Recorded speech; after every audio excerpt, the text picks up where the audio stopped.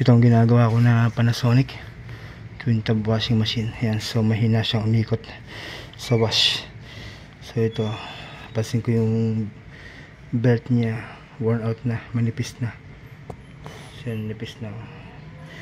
So kung kukumpara siya sa bago, itong bago makapal, tapos yung luma manipis na. Yan, so nagpalit na ako ng belt. Ayan, so bagong belt yan, makapal siya, okay na ngayon, mahigpit na. So number 24 siya, 24. Yan, so ngayon testing na. So kompleto ng belt kapag technician na expert. Yan, so tatayo ko na siya ngayon, testing.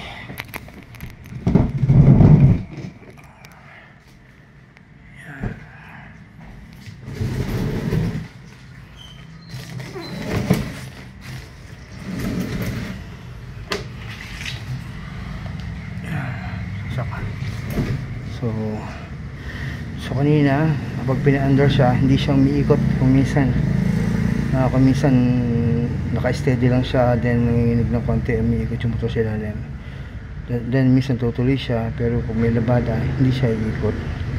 So ngayon testing na to.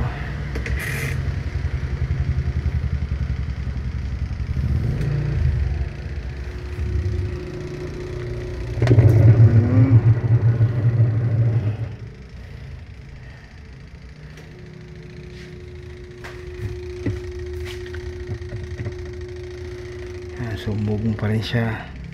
So ibig sabihin kung may tama ang motor niya.